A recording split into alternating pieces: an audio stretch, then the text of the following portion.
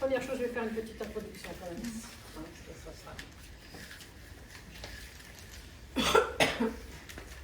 Alors, on avait l'idée de parler du dimanche des Palmes, parce que d'ailleurs, on en a parlé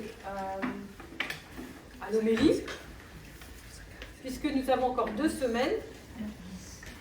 Nous avons 2 semaines devant nous, et puis nous allons arriver au dimanche des Palmes, qui est un dimanche très particulier. Parce que, il me semble, sauf erreur de ma part, que c'est un dimanche qui est couplé avec la veille, le samedi, c'est le samedi de la résurrection de Lazare ou du réveillement de Lazare. Et ces 2 jours vont ensemble. La preuve en est, c'est qu'il y a le même apolytikion, c'est-à-dire le même tropère, la même strophe du tropère, que je vais vous lire, vous allez comprendre. Sauf que le dimanche de Palme, au tropère du samedi de Lazare, on ajoute, mais on le garde, et on ajoute un autre strophe, si vous voulez, de ce même tropère. Je vais vous le lire, vous allez comprendre. Donc c'est très particulier. Or, c'est avec le samedi de Lazare que nous terminons la Sainte Quarantaine. Mais quand est-ce que commence vraiment la grande et sainte semaine? Le lundi. Donc vous voyez, ces 2 jours sont à la fois achevant le carême avec quand même une très belle fête qui est la fête des Palmes, Palmes ou les rameaux, et nous faisant basculer dans la grande semaine, grande et sainte semaine. Donc vous sentez, c'est très intéressant ces 2 jours. Avec 2 points fondamentaux: la résurrection d'un homme qui est mort depuis 4 jours, on n'a jamais vu ça. Et qui sent déjà. Et qui sent déjà. Ça veut dire qu'il est déjà au début de décomposition. Ça veut dire que c'est impossible. Et d'ailleurs Jésus le dit, hein, je suis content de ne pas avoir été là parce qu'on va voir la gloire de Dieu. Donc Jésus le dit à ses apôtres. Et d'ailleurs il le dit aussi à Marthe et à Marie, qui toutes les 2 vont voir Jésus. Ils disent, mais si tu avais été là, notre frère ne serait pas mort. Mais tu ne sais pas, je suis la résurrection et la vie. Très important ça. Sachant que l'évangile de Jean est une succession de je suis. Avant qu'Abraham fût, je suis. Je suis la porte, je suis la vigne. Je suis la résurrection, je suis la lumière. Donc c'est très important, hein. Il y en a toute une série. On peut rappeler, mais je crois que tout le monde est au clair. La fin de la semaine, c'est le dimanche, c'est pas le samedi. Alors, oui, hein? alors, ça très important aussi. Pendant tout le temps ordinaire, et particulièrement le temps de carême, nous montons vers le dimanche. Donc on est comme aspiré vers ce jour qui va nous... on ne fait pas les métanies, on ne dit pas la prière de Saint-Éphrem, on sort un tout petit peu des catégories de carême assez... On a le droit de prendre quelques vins, huiles, des petites victuailles qui redonnent un peu de force à notre corps, si on fait le carême de manière observante, voilà, peu importe. Et donc ça c'est très important, on prend ses forces, et on monte, et ça jusqu'au jour de Pâques, jusqu'à la grande semaine de Pâques. Mais depuis Pâques, on va redescendre tout le temps qu'on appelle le pentecostais, entre Pâques et Pentecôte. On redescend du dimanche au samedi. C'est le seul moment de l'année d'ailleurs. Pourquoi? Parce que ça y est, on a reçu la lumière pascale et on la diffuse. Elle se diffuse jusqu'au samedi et le dimanche suivant, on reprend la lumière pascale et on repart jusqu'au samedi. Donc, vous voyez, c'est des petits détails, mais ces détails au niveau symbolique, au niveau du sens, qui sont très forts. Le samedi de Lazare nous dit le Père Lève Gillet dans l'an de grâce du Seigneur. Pour ceux qui ont le livre, c'est page 165. Forme avec le dimanche le prélude joyeux au jour douloureux. Je trouve ça très beau cette phrase. Le prélude joyeux au jour douloureux.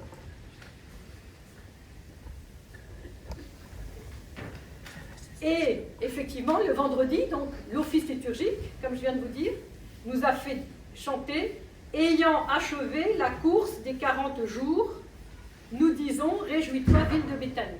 Donc on le dit bien, c'est clair dans l'office. Je ne te coupe pas, mais juste. La catéchèse orthodoxe de Lève Gillet. Voilà. C'est une absolue bénédiction, ça nous permet de suivre. Il n'y a pas que ce livre qui est comme ça. Il y a une année en orthodoxie du père de Monseigneur Stéphanos, il y a le livre du Buisson Ardent, les grandes fêtes de l'année, etc. Il y a un certain nombre de livres comme ça qui nous parlent. Et le jour de Lazare, au matin, on dit « Ô mort en Lazare, le Christ te dépouille déjà ». On parle à la mort comme on la personnalifie. « Ô mort en Lazare », toi qui as gagné la mort dans le corps de Lazare. Le Christ te dépouille déjà, alors qu'on n'est pas encore commencé la grande semaine. Où donc enfer est ta victoire? Donc ces 2 jours, c'est vraiment... donc le premier jour, c'est cette mort qui est dépouillée. Et le deuxième jour, c'est les palmes de la victoire. Et je vais en parler, c'est ça qui est très important que je voudrais en parler tout à l'heure aussi avec l'Ancien Testament. Alors maintenant que je vous ai promis l'apolitikion, ou les apolitikia, donc c'est un tropère qui... Donc chaque fête ou chaque dimanche a un tropère particulier qui va donner la couleur de la fête. Le samedi de Lazare, on dit la chose suivante. Voulant avant ta passion fonder notre foi en la commune résurrection, tu as ressuscité Lazare d'entre les morts au Christ Dieu. C'est pourquoi nous aussi, comme les enfants d'alors, nous portons les symboles de la victoire, alors qu'on ne les a pas encore, puisque ce n'est pas encore le dimanche des Palmes. Donc vous voyez déjà. Et te chantons à toi, vainqueur de la mort, Hosanna au plus haut des cieux, béni soit celui qui vient au nom du Seigneur. Donc ça, on le dit le jour de la résurrection de Lazare et le dimanche des Palmes. Et le dimanche des Palmes, on ajoute à cela, là on a vraiment les palmes dans la main, enseveli avec toi par le baptême, ô Christ notre Dieu, nous avons par ta résurrection été rendus dignes de la vie immortelle. Aussi nous te chantons, Hosanna au plus haut des cieux, béni soit celui qui vient au nom du Seigneur. Voilà, donc on rajoute ça à ce qui précède et qu'on avait déjà dit la veille. Ça va? Et qu'est-ce qu'on remarque? On remarque un parallèle. Voulant avant ta passion, samedi de Lazare, enseveli avec toi par le baptême, dimanche des Palmes. Tu as ressuscité Lazare, le samedi, dimanche. Nous avons été rendus dignes de la vie immortelle. Samedi de Lazare. Hosanna au plus haut des cieux. Béni soit celui qui vient au nom du Seigneur. Dimanche de Lazare, dimanche des Palmes, on dit la même chose. Donc, vous voyez, il y a un balancement entre les 2 parties de cette hymnographie. Donc, on va affermir la foi en la résurrection, parce qu'on va quand même passer des jours assez tragiques, hein, dans la trahison, dans la mort, dans la souffrance du Christ. Et donc, il faut s'affermir. Et on va avoir les symboles de la victoire, à toi, vainqueur de la mort. À toi, vainqueur de la mort. Donc, il faut qu'on y soit sûr, qu'il est vraiment vainqueur de la mort. Parce que sinon, on n'y va pas. Hein. Donc ça, c'est très important. Hein. Alors, maintenant, on va lire... alors, ce que je voudrais, c'est quand même lire peut-être le Nouveau Testament. Vous savez que, très incroyablement, c'est assez rare que Saint Jean, l'évangéliste, reprenne la même péricope, le même récit dans son évangile quand il voit que les 3 synoptiques, Matthieu, Marc et Luc, ont déjà raconté l'histoire. Ça arrive, mais c'est un petit peu rare. Eh bien, par exemple, Saint Jean ne raconte pas la scène une 4e fois. La Sainte Seine n'est pas racontée chez Jean. Il y a seulement le lavement des pieds. Pourquoi? Parce qu'il a bien vu que les 3 autres racontent, donc il n'avait pas besoin. Et il a transformé toute la scène dans l'évangile de Jean par le grand discours sur le pain de vie dans le chapitre 6 de l'évangile. Bon, on ne va pas rentrer là-dedans parce que c'est un peu complexe. Alors, chacun des évangélistes va mettre une petite note particulière à ce dimanche des Palmes. Celui que l'Église nous fait lire, donc comme j'avais mis dans mon papier, l'Église nous fait lire aux matines du dimanche des Palmes, Matthieu 21, et à la divine liturgie, Jean 12. Et parce qu'on ne peut pas tout lire, hein, en 2 jours, on ne peut pas tout lire. Voilà. Mais il y a aussi Marc 11 et Luc 19. Alors, ce qui est important, c'est de comprendre sur quoi chacun va insister. Parce que vous savez bien que c'est ce que dit saint Irénée, il dit il y a à la fois 4 évangiles et à la fois un évangile tétramorphe. Tétramorphe en quatre formes. Un évangile, voilà. Et c'est parce que chacun va donner une intuition théologique qui se complète avec celle des autres. Et donc c'est bien d'avoir l'ensemble. Et donc qu'est-ce qu'on sait du dimanche de Palme? Qu'est-ce qu'on sait?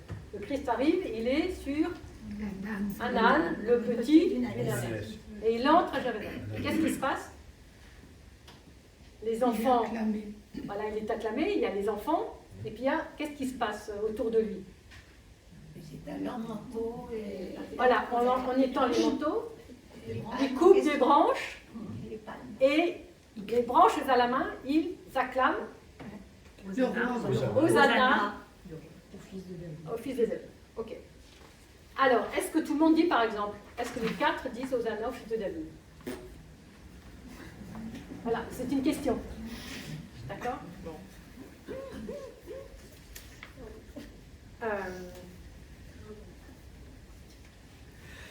Très important, dans l'évangile de Matthieu, qui est le premier, c'est la première fois qu'on nous parle d'âne. C'est à ce moment-là.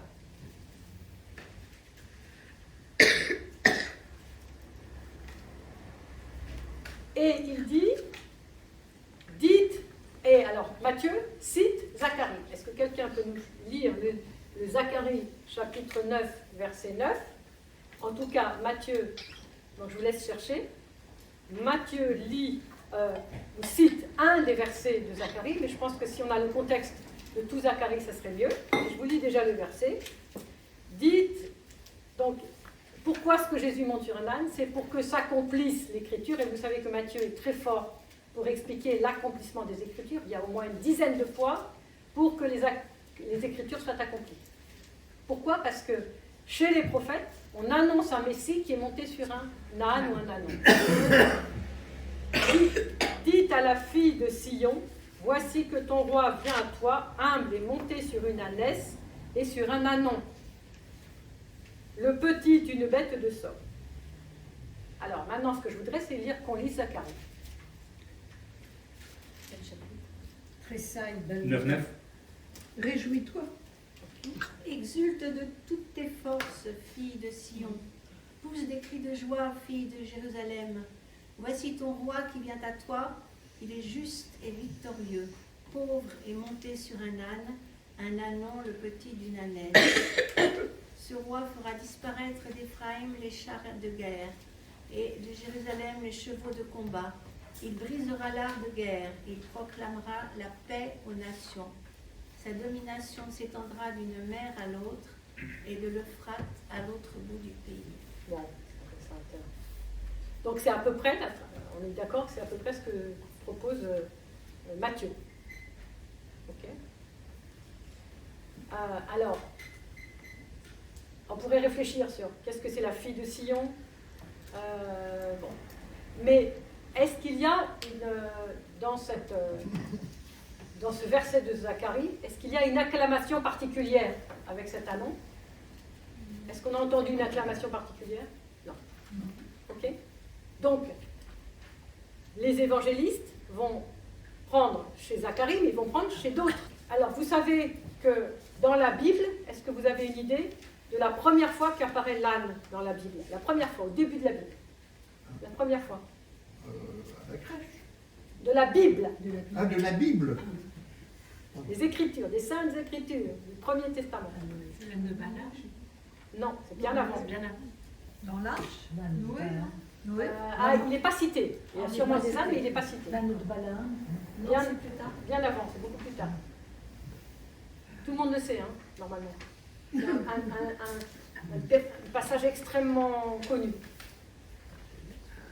Abraham, c'est là, tôt le matin, son âne. Ah oui, oui. Ah, pour aller avec son fils. Pour aller avec Isaac jusqu'au mont Moriah. Ok. Et voilà. Donc ça, c'est très important aussi. C'est parce que, qu'est-ce que dit Isaac à son père? Où est l'agneau pour le sacrifice? Et qu'est-ce que répond Abraham? Dieu y pourvoira. Et qu'est-ce que dit l'Évangile? Qu'est-ce que dit Jean au début de l'Évangile? Il répond à la question d'Isaac. Voici l'agneau de Dieu. Il répond.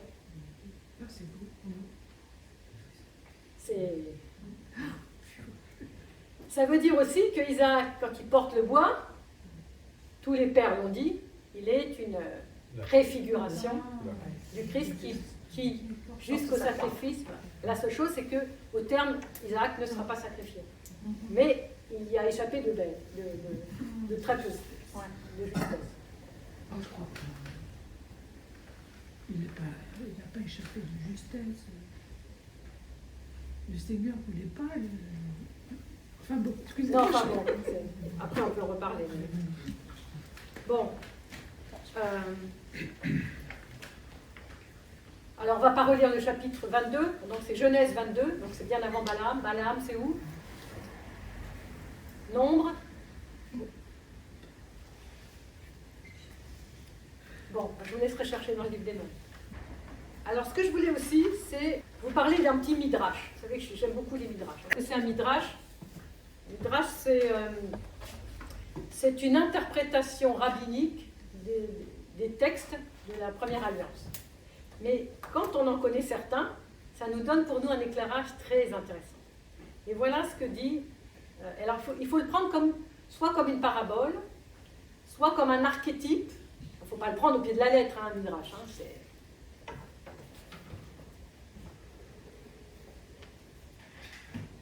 Donc, le midrash fait un lien entre l'âne d'Abraham et d'Isaac et l'âne de Zacharie, dont on vient de lire l'extrait. Cet âne était le fils de l'ânesse qui avait été créé entre jour et nuit. Ainsi qu'il est dit, Abraham se leva de bon matin et sangla son âne. Chapitre 22, verset 3. Donc on est dans le midrash là. Sur le même âne chevaucha Moïse lorsqu'il revint en Égypte, ainsi qu'il est dit, Exode 4, 20. Moïse prit sa femme et ses fils et les fit monter sur l'âne. Sur le même âne chevauchera dans le futur le fils de David, ainsi qu'il est dit, jubile grandement, fille de Sion, exulte, fille de Jérusalem, voici que ton roi vient vers toi, il est juste et victorieux, humble et monté sur un âne petit d'une ânesse, Zacharie 9. Donc vous voyez que le Midrash fait le lien entre ces trois ânes, en disant que c'est le même. Donc vous comprenez ce que ça veut dire. Bien sûr que l'âne, il était mort entre Abraham et Moïse, c'est évident, ok? Mais c'est le même. Symboliquement, c'est le même. Comme à travers la mention de l'âne,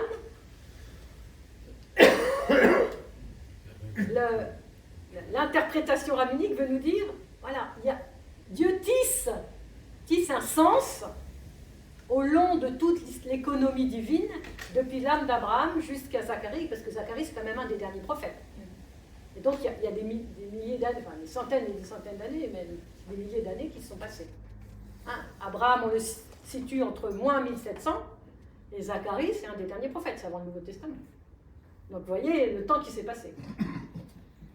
Et donc c'est pour nous tenir en alerte, et nous on va dire, et ben il y a l'âne, cet âne du Messie prévu par Zacharie, ben voilà, il est encore là, c'est le même. Donc on va continuer à tirer le fil. Vous voyez ? Juste pour nous rendre compte à quel point Dieu prépare l'âne, comme il a préparé l'agneau sur lequel il fallait que Isaac cherchait, l'agneau qu'Isaac ne savait pas comment ça allait se passer, et ben voilà, et Dieu le prépare. Et le prépare avec, voici l'agneau de Dieu, et avec l'agneau de l'Apocalypse. Jusqu'à l'Apocalypse, l'agneau est là. Ça va? Mais en Matthieu, il est dit, Hosanna au fils de David. Donc, parce que le Messie, il est victorieux.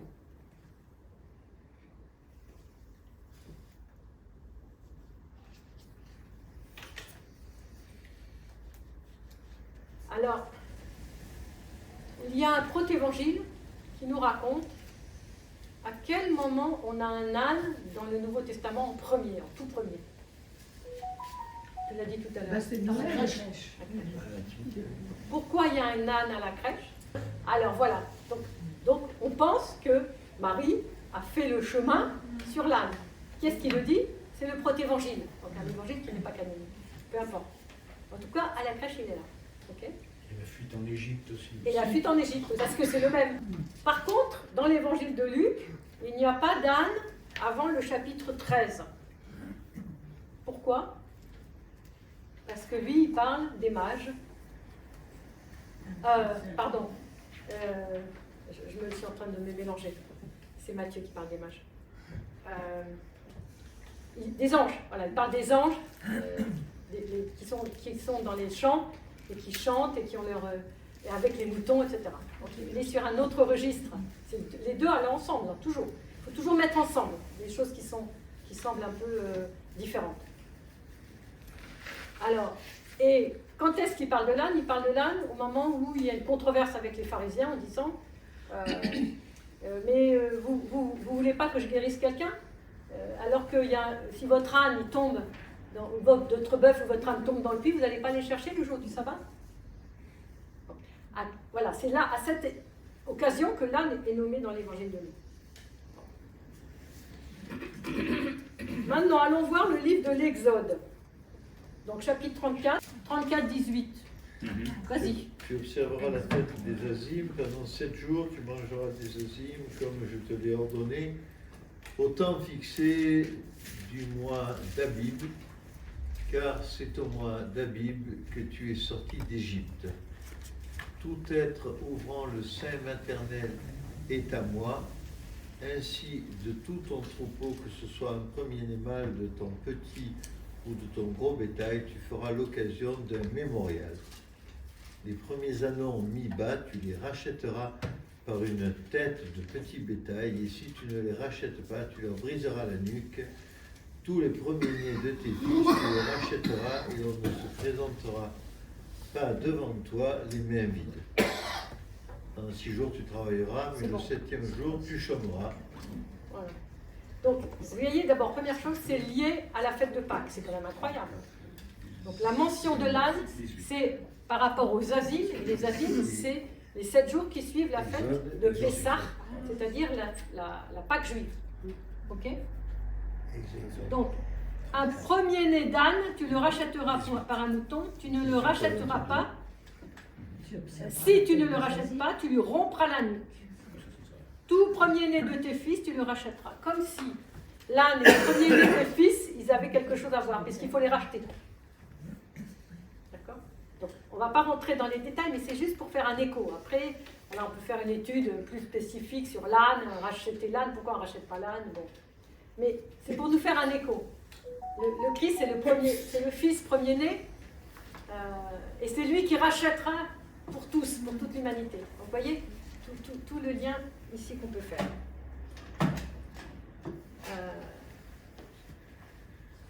Et tous les premiers-nés doivent être consacrés au Seigneur, y compris le premier-né des troupeaux en général. Parce que les prémices sont à lui. Alors on sait que tous les premiers-nés sont toujours offerts, normalement.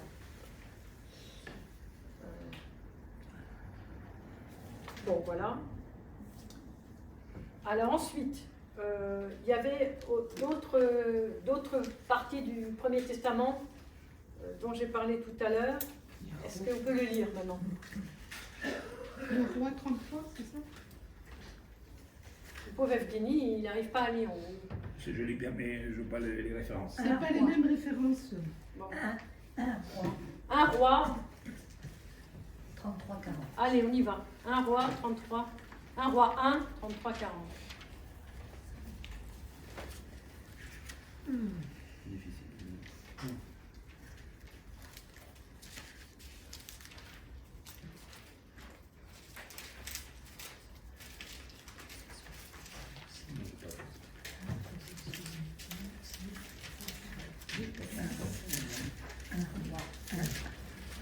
Alors, Ça n'existe pas.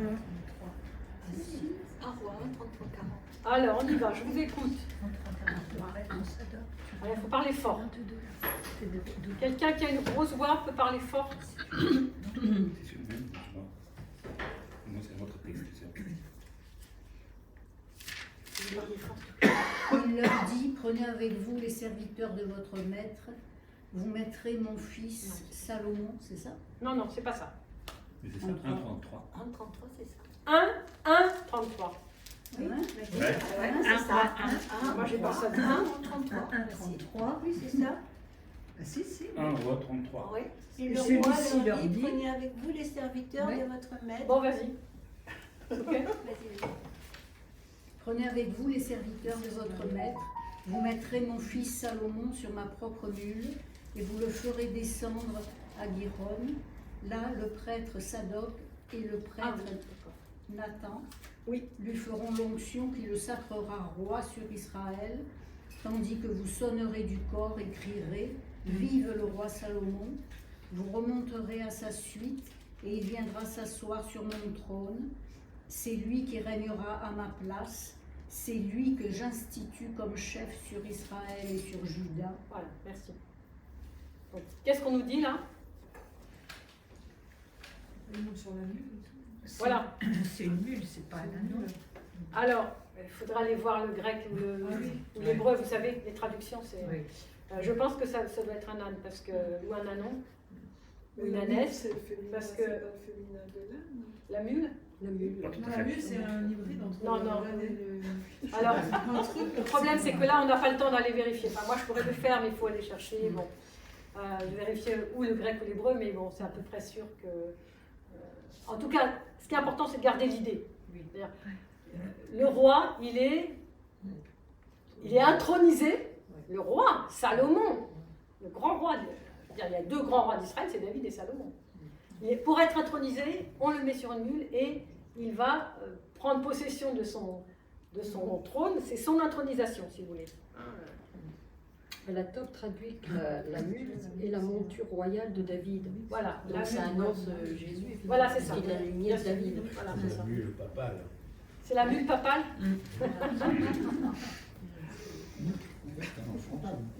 Donc, et ils vont venir devant le roi. Et Non, le c'est- prêtre et le prophète lui feront l'onction. Donc, il arrive sur sa mule, le prêtre et le prophète lui feront l'onction, il y a les deux. Donc, vous savez que dans la tradition d'Israël, il y a les trois pouvoirs. Le roi, le prêtre, le prophète. Le prophète étant un peu le contre-pouvoir de tous. Voilà, justement pour que les pouvoirs soient bien partagés, qu'il n'y en ait pas un qui est tout. Donc ça, c'est très important, les trois. Et là, on a les trois. En orthodoxie aussi. En orthodoxie aussi. Vas-y, dis-nous. Prêtre, roi et prophète. Bah oui, bien sûr, bien sûr, bien sûr. Et on sonne du corps et on crie « Vive le roi !» Voilà. Et il viendra s'asseoir sur mon trône. Voilà. Donc c'est l'intronisation se fait comme ça. Donc c'est là où il y a cette ambiguïté messianique. On pouvait prendre Messie pour un Messie royal temporel, comme Salomon. Vous voyez l'ambiguïté. Donc elle était presque légitime, cette ambiguïté. Parce qu'on sait, le Messie, vous savez que le Messie, c'est pas facile à définir dans la tête de quelqu'un qui est habité par toutes les écritures du Premier Testament. Et donc il y a plusieurs figures de Messie. Et là, voilà, là on en a une avec cette histoire d'âne. Alors maintenant il faut aller voir Lévitique et Deutéronome. Lévitique 23, 33 et Deutéronome 16. Le jour où vous offrirez la gerbe, vous ferez pour le Seigneur l'holocauste d'un agneau sans défaut âgé d'1 an, avec comme offrande 2 dixièmes d'épha de farine pétrie à l'huile. C'est un mets consumé pour le Seigneur, un parfum apaisant, comme libation de vin, un quart de hin. Vous ne mangerez ni pain, ni épis grillés, ni grain nouveau avant ce jour précis, où vous amènerez le présent de votre Dieu. C'est là une loi immuable pour vous d'âge en âge, où que vous habiterez. De quoi on parle? De la fête des pains sans levain. Donc toujours Pâques. Hein? Alors, je crois qu'il faut que j'aille un peu plus loin. Ah non, excusez-moi, oh là là, je n'étais pas du tout au bon endroit. Parle aux fils d'Israël. Ah oui, alors, donc, il y a la fête des Pâques sans levain. Et puis, quelques versets plus loin, au verset 33 du même livre du Lévitique, on a une fête qu'on connaît très mal, nous, les chrétiens, qui s'appelle la fête des tentes. Le Seigneur s'adressa la parole à Moïse. Qu'est-ce qu'il veut dire? Qu'est-ce qu'il a, le verset 34?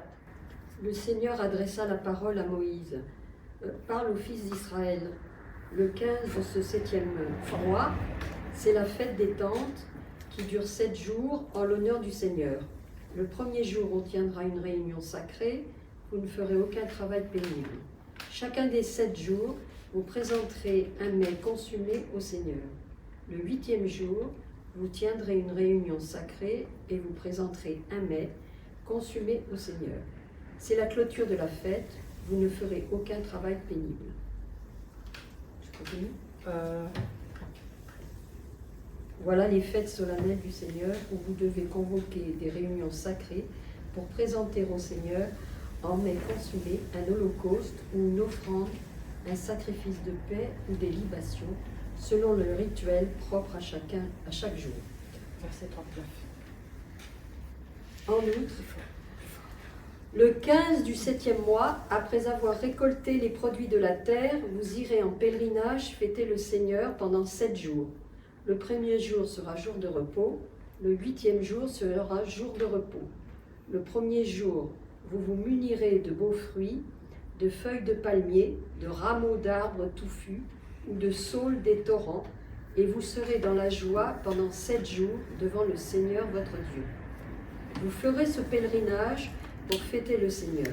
7 jours par an, c'est une loi immuable pour vous d'âge en âge. Le 7e mois, vous ferez ce pèlerinage. Vous habiterez sous la tente pendant 7 jours. Tout indigène en Israël doit habiter sous la terre. Sous la tente. Ah pardon, sous la terre. Sous la tente, pour que d'âge en âge, vous sachiez que j'ai fait habiter sous la tente les fils d'Israël lorsque je les ai fait sortir du pays d'Égypte. C'est moi le Seigneur votre Dieu. C'est la fête de Sukkot. Ça, c'est la fête des tentes, Sukkot. On l'appelle Sukkot.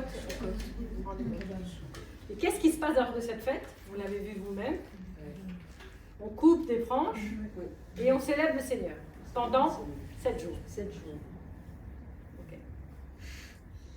Donc, est-ce qu'il y aurait un petit rapport? Est-ce que la tradition du dimanche des palmes n'aurait pas fusionné plusieurs choses? L'entrée messianique, l'idée du roi d'Israël et du roi David, donc la descendance davidique, en tant que Messie, fils de David, puisque c'est lui qui est attendu, c'est un fils de David. La fête des tentes, qui vient après Pâques, bien après Pâques, puisque la fête des tentes, elle a lieu quand? En automne. Mais, si vous avez remarqué, le texte fait un rappel. Pourquoi vous serez 7 jours dans le désert sous les cabanes? C'est pour vous rappeler que vous avez été dans des habitations très précaires pendant les 40 ans que je vous ai fait sortir de l'esclavage d'Égypte, c'est-à-dire que vous avez fait votre Pâques, c'est-à-dire le passage d'un lieu d'esclavage à un lieu de liberté, comme on le chante la nuit de Pascal, entre guillemets. De l'esclavage à la liberté, des ténèbres à la lumière, de la mort à la vie. Et donc, il y a une sorte de fusion de ces différents éléments. Maintenant, Deutéronome 16, verset 13. Oui. Tu célébreras la fête des tentes pendant 7 jours, au moment où tu récolteras le produit de ton herbe de battage et de ton pressoir. Tu te réjouiras à cette fête, toi, ton fils et ta fille, ton esclave et ta servante, ainsi que le lévite, l'étranger, l'orphelin et la veuve qui seront dans ta ville. Tu célébreras la fête pendant 7 jours en l'honneur de l'Éternel, ton Dieu, à l'endroit que l'Éternel choisira. En effet, l'Éternel, ton Dieu, te bénira dans toutes tes récoltes et dans tout le travail de tes mains, et tu te livreras entièrement à la joie. Voilà. Alors, je ne vais pas vous faire une description de la fête de Sukkot. C'est une fête, c'est le sommet des fêtes dans la tradition d'Israël. C'est le sommet. Si vous allez le 8e jour de Sukkot, le 7e et 8e jour, Simrat Torah, le 8e jour bascule sur une fête qui se greffe, qui s'appelle Simrat Torah, la joie de la Torah. C'est une explosion de joie. Moi, j'avais amené un jour un ami, il m'avait dit, mais c'est Pâques. C'était cette joie-là, quoi. Donc, vous sentez que la manière dont ces premiers disciples de Jésus imbibaient de ces traditions, et Jésus lui-même imbibait de cette tradition, comment ça se construit autour de cette grande victoire du Messie. Et ils ont des palmes et des rameaux, c'est écrit en toutes lettres. Et il se trouve qu'il y a un autre midrash, mais je ne suis pas sûre de l'avoir. Quelqu'un peut me dire là, parce que on va peut-être. Ah oui, et il se trouve en plus que cette fête de Sukkot, ils arrivent au temple, ils ont leur rameau, ils chantent toute leur joie, et ils disent Hoshiana, Hoshiana. Quand on dit Hosanna, qu'est-ce qu'on dit? Est-ce qu'on sait ce qu'on dit? Viens Seigneur. Sauve-nous. Sauve-nous. Voilà. Hoshiana. De grâce, sauve-nous. Et ils le répètent des dizaines de fois, en tournant avec leurs palmes, des dizaines et des dizaines de fois, ils le répètent, parce que c'est le sommet des fêtes. Ils ont fait le Kippour, ils ont fait la Pâque, ils ont fait la Pentecôte, ils ont fait Kippour, et ils sont au sommet, ils disent, bon, maintenant, ça y est, il faut qu'on aille vraiment dans le salut, quoi. Il faut qu'on y aille. Et donc, ça hurle.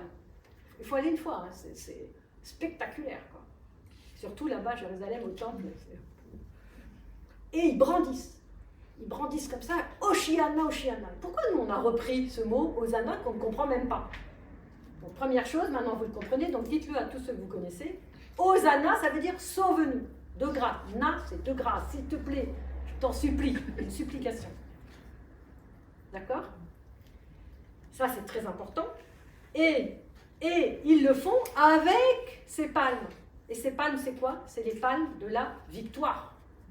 Ça veut dire que même eux, et déjà eux, avant la venue du Christ, ils ont cette certitude d'une victoire acquise, d'un salut acquis par la victoire d'un Messie que pourtant ils attendent. Et donc ça, évidemment, nous, on l'a hérité, mais direct, quoi. Direct. Et ça, c'est très important de réaliser ça. Sachant en plus, qu'est-ce qu'il y a les palmes de la victoire au terme de la grande bonne nouvelle du salut? C'est où le terme de la bonne nouvelle du salut? Pour nous, chrétiens, dans nos Écritures. Il faut faire sa Bible et puis aller au terme. L'Apocalypse, très bien. Hein? Le deuxième événement. Alors l'Apocalypse, il y a cette idée de deuxième avènement, mais oui, bien sûr, bien sûr. Mais il y a surtout, c'est écrit en toutes lettres. Ce que je vous dis est écrit en toutes lettres. Puisqu'il y a, le visionnaire, le visionnaire, qu'est-ce qu'il voit? Au chapitre 7, si ma mémoire est bonne, on va vérifier. Au chapitre 7 de l'Apocalypse, et je pense même qu'il y a deux endroits, mais j'ai seulement le chapitre 7 en tête. Je vis une foule immense que nul ne pouvait dénombrer, de toute nation, tribu, peuples et langues. Ça y est, il n'y a plus seulement qu'un peuple, tout le monde est invité. Tout le monde peut brandir et acclamer le Messie à l'entrée de Jérusalem. Il se tenait debout devant le trône. Vous voyez, on retrouve le trône de celui de Salomon et l'agneau. On retrouve l'agneau d'Abraham. Vêtu de robes blanches, les palmes à la main. Il proclamait à haute voix, le salut est à notre Dieu, il siège sur le trône et à l'agneau, et tous les anges rassemblés autour du trône des anciens et des 4 animaux tombèrent devant le trône face contre terre et adorèrent Dieu en disant, Amen, louange, gloire, sagesse, action de grâce, honneur, puissance et force à notre Dieu pour les siècles des siècles. Amen.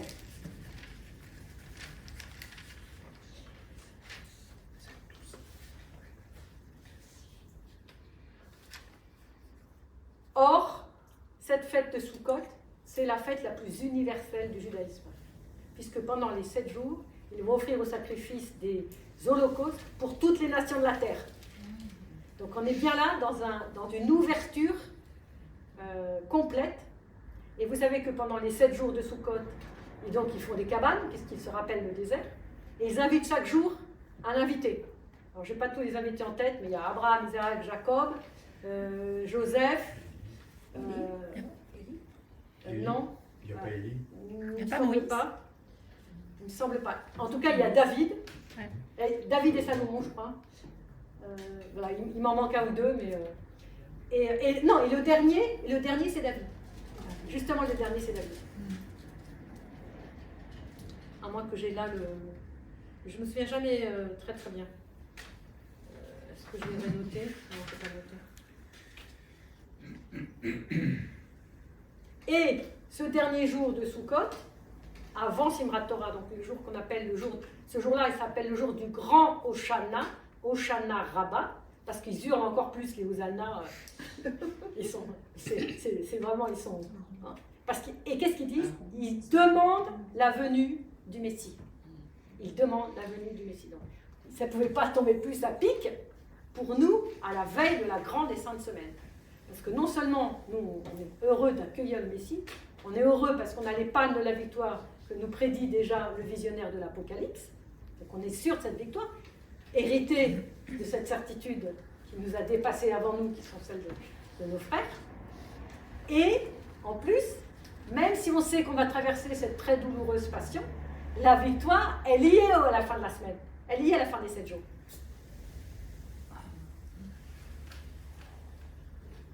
Et il fallait la manifester avec les pannes. Et pourquoi on les fait bénir, les pannes? Et pourquoi on les amène dans nos maisons? Pourquoi c'est si important? Parce qu'elle nous rappelle ça, cette victoire sur la mort, cette victoire acquise pour toujours. Quoi. Et par le Christ, mort et ressuscité pour nous chrétiens. C'est évident. Et en plus, il y a aussi, dans la tradition d'Israël, l'idée du jugement divin. Nous, on doit traverser nos 40 jours de carême, on a encore la grande semaine à traverser. On est aussi sous le jugement divin quelque part. Est-ce que, comme disait Père Georges tout à l'heure à l'homélie, est-ce qu'on a fait un tout petit peu quelque chose? Un tout petit peu, pas des grandes choses pour se faire valoir, mais juste une petite chose où on s'est un peu rapproché de Dieu. Est-ce que ça nous a servi ce carême? Ou est-ce que finalement, bon... et donc, est-ce qu'on a progressé, non seulement dans notre communion au Christ, mais voilà, dans la communion avec les frères, et puis dans cette conscience d'une victoire et du salut acquis. Et d'être entrés nous-mêmes dans le salut. Parce qu'on dit toujours, oui, le salut est acquis, la résurrection est acquise, mais il faut qu'on y entre. Parce que sinon, elle ne nous sert à rien. Il faut y entrer, et pour y entrer, il faut y mettre de soi-même. Quoi. Ça, c'est très important. Hein. Donc, tout à l'heure, on a lu Zacharie 9, et maintenant, il faut lire Zacharie 14, 16, 19. Tous ceux qui resteront de toutes les nations venues contre Jérusalem monteront chaque année pour se prosterner devant le roi, l'Éternel des armées, et pour célébrer la fête des tabernacles. S'il y a des familles de la terre qui ne montent pas à Jérusalem pour se prosterner devant le roi, l'Éternel des armées, la pluie ne tombera pas sur elle. Si la famille d'Égypte ne monte pas, si elle ne vient pas, la pluie ne tombera pas sur elle. Elle sera frappée de la plaie dont l'Éternel frappera les nations qui ne monteront pas pour célébrer la fête des tabernacles. Ce sera le châtiment de l'Égypte, le châtiment de toutes les nations qui ne monteront pas pour célébrer la fête des tabernacles. En ce jour-là, il sera écrit sur les clochettes des chevaux, sainteté à l'Éternel, et les chaudières dans la maison de l'Éternel seront comme les coupes devant l'autel. Toute chaudière à Jérusalem et dans Juda sera consacrée à l'Éternel des armées. Tous ceux qui offriront des sacrifices viendront et s'en serviront pour cuire les viandes, et il n'y aura plus de marchands dans la maison de l'Éternel des armées en ce jour-là. Il n'y aura plus de marchands, ça vous dit rien? Il n'y aura plus de marchands dans la maison de l'Éternel, c'est-à-dire le temple. Donc quand Jésus chasse les marchands du temple, voilà. Hein. Et pourquoi? Pour qu'on puisse aller adorer l'Éternel et pour nous prosterner devant le Roi Seigneur, célébrer la fête pour toutes les familles de la terre. C'est pour tout le monde. C'est pour tout le monde. devant le roi, le Seigneur de l'univers. Donc le roi, c'est lui, on ne s'est pas trompé. Bon, bah, je crois qu'on en sait assez, non? Il faut ruminer tout ça maintenant. Je peux faire une remarque? Vas-y, toutes les remarques que tu veux, François. Je pensais que Saint Paul, à sa conversion, il est monté sur un cheval Oui, et il tombe. oui. Et il tombe pour prendre un âne, en gros. Enfin, Oui. si je... Alors, Pour rentrer dans le truc. Oui, oui. dans la nouveauté, on abandonne le cheval qui est Voilà. la monture royale. Pour Alors, prendre la même que celle de... oui, sauf que le cheval, dans la... enfin, oui, c'est vrai aussi, mais les deux vont ensemble. Mhm. C'est que le cheval, c'est la monture des guerriers. Voilà. Les rois envoient leurs armées sur des chevaux. Mhm. Les chars et cavaliers, à la mer, ils les jetaient. Ok. Donc il tombe, Oui, et il y a les il tombe chevaux de son aspect guerrier parce qu'il allait pour emprisonner les chrétiens, et il tombe de guerrier et puis il revient, ben, c'est l'humilité quoi. C'est l'humilité. Hein, donc ça revient bien à ce que tu dis. D'autres remarques? Tout à l'heure, tu parlais des tentes, et effectivement, dans la transfiguration, un des apôtres, je pense que c'est Pierre, qui propose au Christ Dressons Jésus, trois. Dressons faire trois trois tentes. tentes. Alors oui, alors c'est très intéressant ce que tu dis parce que cette fête des tentes n'a pas été telle qu'elle reconduite dans nos fêtes chrétiennes. On a Pâques, on a Pentecôte, on n'a pas la fête des tentes, qui sont les trois fêtes de pèlerinage. Hein, donc Pessah, Shavuot et Sukkot en hébreu. On n'a que Pâques et Pentecôte. La troisième, eh bien la troisième, elle se retrouve en partie dans le dimanche des Palmes, en partie dans la transfiguration, à cause de cette allusion au temple, et en partie dans la croix. Dans la croix, le 14 septembre, le dimanche de l'exaltation de la croix. Pourquoi? Parce que ces branchages avec lesquels les Juifs prient pour dire leur victoire, ils la brandissent 100 fois sur les 4 points cardinaux.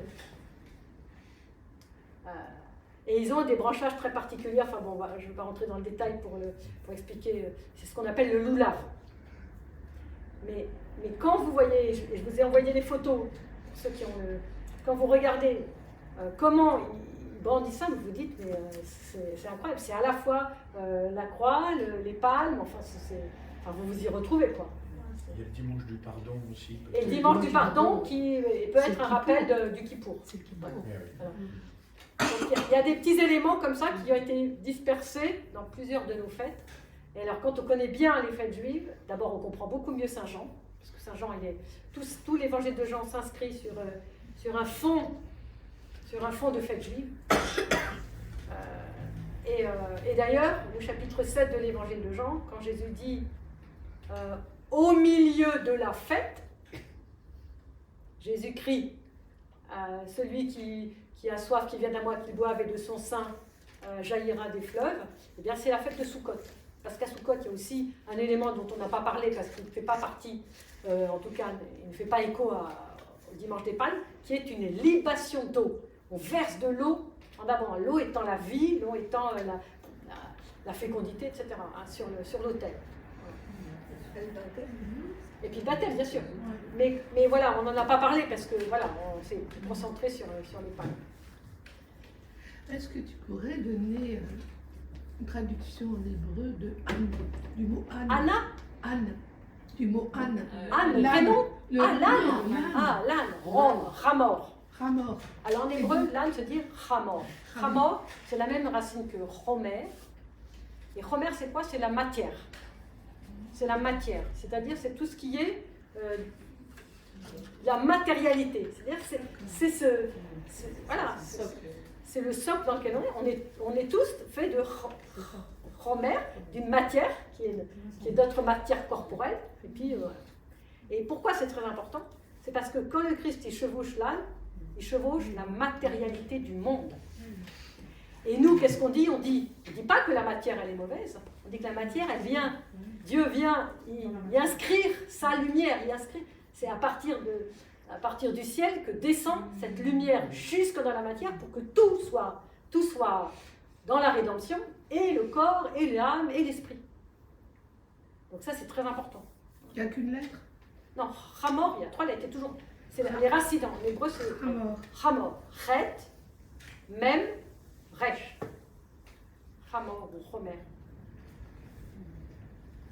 Et les traductions de la Bible, qu'est-ce que tu conseilles plus particulièrement? Bah, la Tob, elle est très bien. Hein. La Tob, Elle est très bien. d'accord. Parce qu'il y a des bonnes notes. Maintenant, il faut lire en grec, en hébreu, hein, ça c'est sûr.